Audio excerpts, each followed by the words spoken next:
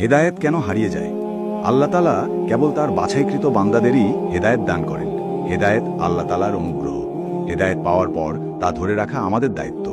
দুর্ভাগ্যজনকভাবে আল্লাহর কিছু বান্দাকে দেখা যায় হঠাৎ খুব ইবাদত বন্দেগী করছেন, কিছুদিন যাওয়ার পর তিনি হেদায়েত হারিয়ে ফেলেন, ইবাদতে আগের মতো স্পৃহা পান না।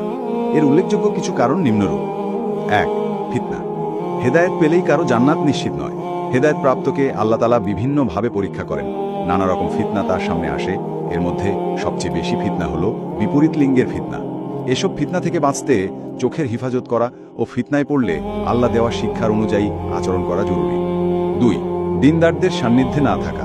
অনেকে হেদায়েত পাওয়ার পর ব্যক্তি জীবনে কেবল নামাজকে ধরে রাখেন, ইসলামের ফরজ জ্ঞানার্জনের চেষ্টা করেন না, দিনী মজলিসগুলোতে যান না, আলেমদের সাথে থাকেন না। সরাসরি আলেমদের থেকে জ্ঞান অর্জন করতে না পারলেও অনলাইনে বিষয়ভিত্তিক আলোচনা শোনা যেতে পারে। ৩. সঠিক পদ্ধতিতে জ্ঞান অর্জন না করা। সদ্য হিদায়েতপ্রাপ্ত অনেককে দেখা যায় ইসলামের মৌলিক বিষয়গুলো বাদ দিয়ে অনেক গভীর বা ইখতিলাফি বিষয় নিয়ে পড়ে আছেন, যেগুলো সম্পর্কে তার প্রাথমিক জ্ঞান নেই। কেউ হয়তো নাস্তিকদের সাথে তর্কে জড়াচ্ছে, কেউ বা শিয়া রাফেজিদের নিয়ে পড়াশোনা করে বিভ্রান্ত হচ্ছে।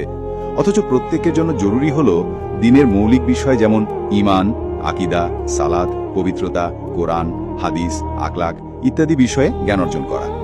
৪. অহংকার করা। অনেকেই হেদায়েত পেয়ে অহংকারী হয়ে ওঠেন, অন্য মুসলিম ভাইবোনকে তুচ্ছ তাচ্ছিল্য করেন।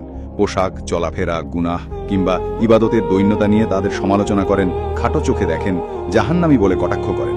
কে হাফ প্যান্ট পরে মসজিদে এলো, কে কানে দুল পরে মসজিদে এলো, কার হিজাব পরিপূর্ণ না ইত্যাদি দোষ ত্রুটি ধরা শুরু করেন।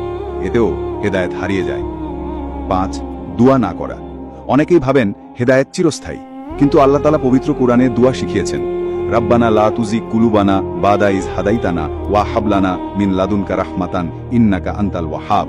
অর্থ, হে আমাদের প্রতিপালক, হেদায়েত দেওয়ার পর আমাদের অন্তরকে পুনরায় বাঁকা করে দেবেন না এবং আমাদেরকে আপনার পক্ষ থেকে রহমত দান করুন, নিশ্চয়ই আপনি মহাদাতা।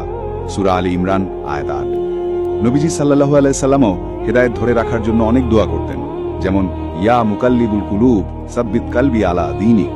অর্থাৎ, হে অন্তরসমূহের পরিবর্তনকারী, আমার অন্তরকে আপনার দ্বীনের উপর অবিচল রাখুন।